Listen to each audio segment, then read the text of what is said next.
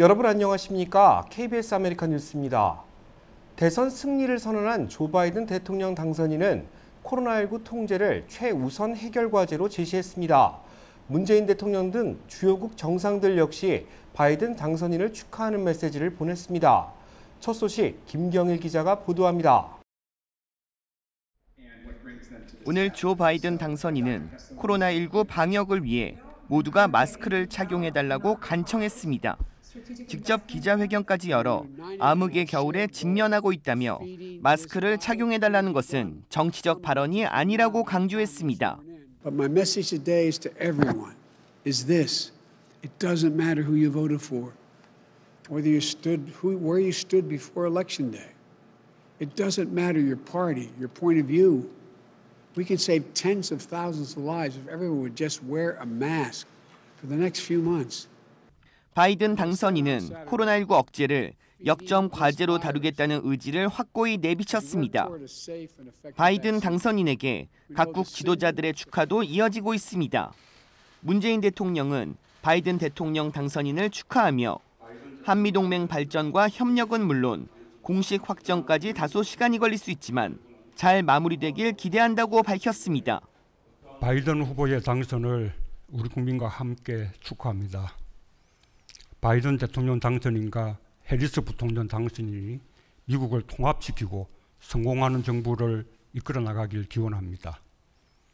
둘도 없는 우방국이자 든든한 동맹국으로서 우리 정부는 미국 국민의 선택을 절대적으로 존중하고 지지할 것입니다. 유럽연합 EU 행정부는 바이든 후보의 승리를 축하하며 빠른 시일 만나기를 고대한다고 밝혔습니다. 아일랜드는 아일랜드계 혈통인 바이든 후보 승리로 미국과의 특별한 동맹을 강조했고 보리스 존슨 영국 총리도 동맹을 강조하며 기후변화와 무역, 안보 등 긴밀히 협력할 것을 기대한다고 밝혔습니다. 한편 대선 패배를 인정하지 않고 법적 대응을 예고한 트럼프 대통령은 마크 에스퍼 국방장관을 해임했습니다. 이어 크리스토퍼 C. 밀러 대테러 센터장이 국방장관 대행이 될 것이라는 점을 발표해 기쁘다고 밝혔습니다. 에스퍼 장관은 한 인터뷰에서 내 후임자로 예스맨이 온다면 신이여 우리를 도와주소서라고 말하기도 했습니다. 언론과 정치 전문가들은 내년 1월 20일 임기까지 남은 70여일 동안 펼쳐질 난장판에 서막이 올랐다고 풀이하고 있습니다. KBS 뉴스 김경일입니다. 조 바이든 당선인은 미국을 다시 세계 여러 나라에 존경받는 나라로 만들 계획이라고 밝혔습니다. 통합을 추구하는 것이 목표라는 점도 강조했습니다. 분열이 아닌 통합을 추구하는 대통령이 될 것이라고 약속한 바이든 당선인. 바이든 당선인은 국민을 위한 승리를 이끌어낸 만큼 미국의 분열을 극복하고 사회 지지층 간 앙금을 씻어내는 것을 최우선 국정과제로 삼을 것이라고 밝혔습니다. 지난 4년간 미국 우선주의를 통해 이뤄낸 긍정적인 면도 부정할 순 없지만 글로벌 무대에서 고립을 자초했기 때문에 사실상 득보다 실이 많았다는 비판도 내놨습니다. 바이든 당선인은 미국을 다시 존경받는 나라로 만들겠다고 강조했습니다. 국내 분열을 해결함과 동시에 동맹 관계가 흐트러진 우호국들과의 마찰도 다시 줄여나갈 것이라는 계획입니다. 바이든 당선인은 미국은 전 세계에 등불이며 세계와 통합하는 나라가 되어야 할 것이라고 재차 강조했습니다. 바이든 당선인은 그간 추진되어 온 트럼프 행정부의 반이민 정책을 철회하고 친이민 정책을 추진할 가능성이 높습니다. 청소년 추방유예 프로그램 대상자들을 구제하고 유학생 유치와 취업비자 발급에도 적극적인 모습을 나타낼 것이라는 기대가 나오고 있습니다. 바이든 당선인은 그간 추진되어 온 트럼프 행정부의 반이민 정책을 철회하고 친이민 정책을 추진할 가능성이 높습니다. 청소년 추방유예 프로그램 대상자들을 구제하고 유학생 유치와 취업비자 발급에도 적극적인 모습을 나타낼 것이라는 기대입니다. 트럼프 대통령이 추진해온 반이민 정책은 이민자의 나라로 알려진 미국의 근간을 뒤흔들었습니다. 멕시코와 마주한 국경에는 담장이 설치되고 불법 이민자들은 가족과 생이별을 겪어야 했습니다. 합법적인 이민자들에 대한 규제도 대폭 강화됐습니다. 학생 비자와 취업 비자 발급이 대폭 축소돼 유학생들이 급감했고 유학생들의 등록금에 의존하고 있는 대학들은 위기를 겪기도 했습니다. 바이든 당선인은 트럼프 대통령의 이 같은 기조를 완전히 뒤바꿀 것으로 보입니다. 새 행정부가 들어서게 되면 유학생들도 미국으로 오기 위해서 학생 비자를 받는 게 용이해지고 미국에 남아서 직장을 구해서 취업 비자를 신청할 때 현재 엄격하게 심사되고 있는 취업 비자 심사도 향후에는 예전처럼 합리적으로 심사가 될 걸로 예상이 됩니다. 영주권 심사와 시민권 취득에 대한 제한도 현재보다 완화될 수 있다는 전망입니다. 현재 영주권을 받기 위해서는 공적 부조의 엄격한 규정을 통과해야 합니다. 하지만 새 행정부가 들어서게 되면 현재의 엄격한 공적 부조 심사가 아니고 예전과 같이 심사가 될 걸로 예상이 됩니다. 급감하고 있는 한인 유학생과 이민자들 역시 다시 늘어날 수 있다는 기대감이 나오고 있는 이유입니다. 바이든 행정부는 청소년 추방 유해자들을 보호하는 프로그램을 부활시키고 이들에게 영주권에 준하는 합법적인 신분을 제공할 것이라는 기대감도 있습니다. 망명 신청을 희망하는 중미 이민자들에 대한 입국 제한 역시 인도적인 차원에서 허용될 것으로 보입니다. 캘리포니아주 상원에 도전한 대부민 후보가 당선을 확정짓고 주하원 3선에 도전한 최석호 의원도 사실상 당선이 확실시되며 주 상하원에 모두 한인 정치들이 자리하게 됐습니다. 자세한 소식 이채은 기자가 전합니다. 한인 이민 역사상 최초로 캘리포니아주 상하원에 한인 정치인들이 나란히 입성할 전망입니다. 먼저 캘리포니아주 37지구 상원에 도전한 데이브 민 후보는 당선을 확정지었습니다.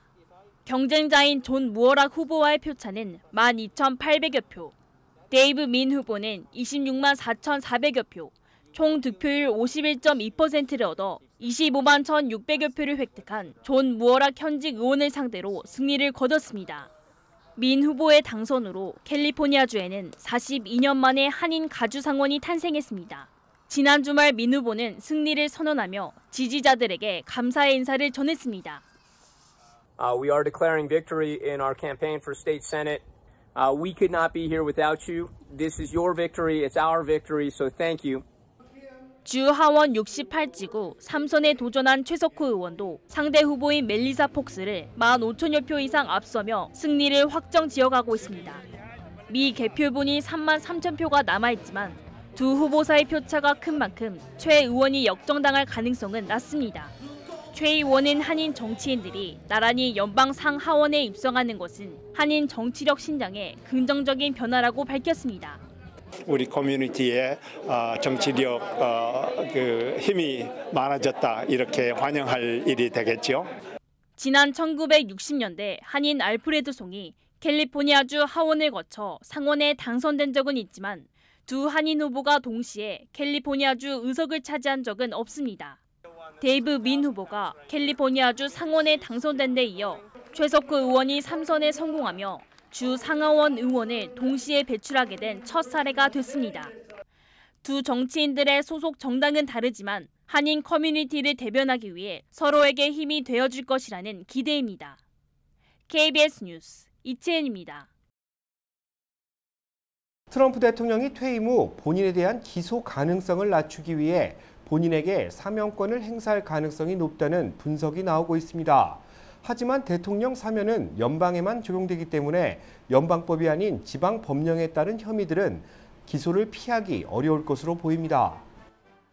트럼프 대통령이 각종 법적 처분을 피하기 위해 퇴임 전 본인을 비롯한 측근들에게 사면권을 행사할 가능성이 높다는 전망입니다. 헌법상 사면권은 대통령의 가장 광범위한 권한 중 하나로 본인과 가족에게도 적용될 수 있습니다.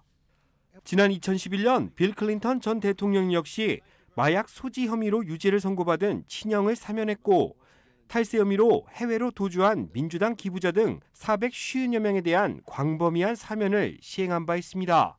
문제는 지방법원에 계류 중인 소송에 대해서는 대통령 사면권을 행사할 수 없다는 점입니다. 트럼프 대통령에 대한 소송은 맨해튼 지방검찰 소관이라 본인을 사면하더라도 직접적인 수사는 피하기 어려울 것이라는 분석입니다. 대통령 성추문 사건을 수사해온 뉴욕주 검찰 역시 탈세와 보험 사기 등으로 은행 거래 내역을 재수사할 수 있다고 밝힌 바 있습니다. 트럼프 대통령은 본인을 사면하더라도 퇴임 후 수사를 받거나 기소를 당할 가능성이 매우 높은 편이라는 분석입니다.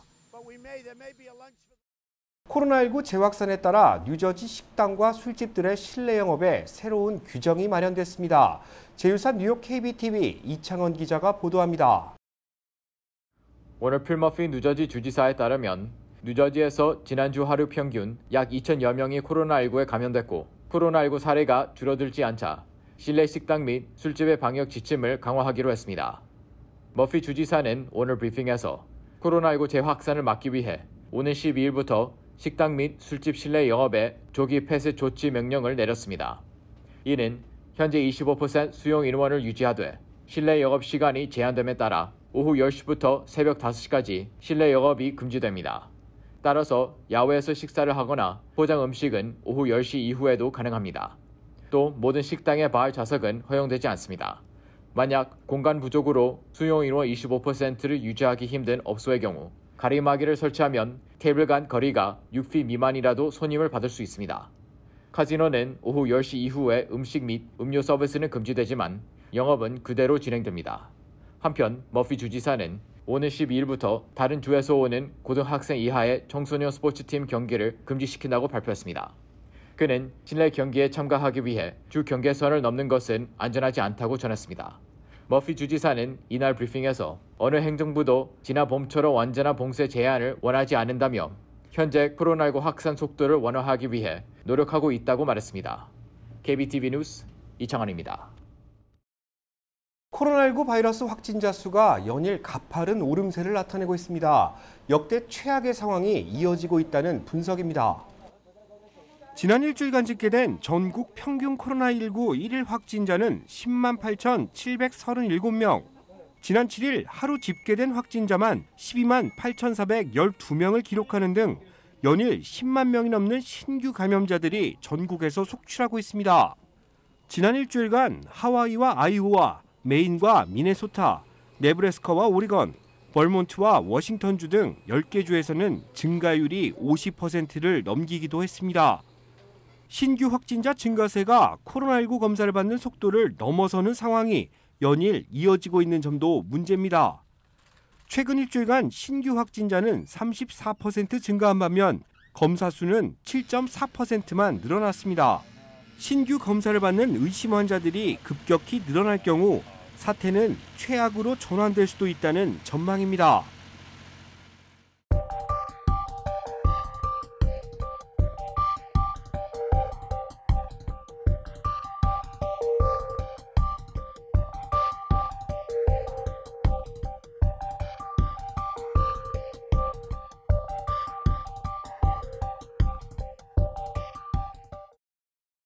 KBS 아메리칸 뉴스 마칩니다. 고맙습니다.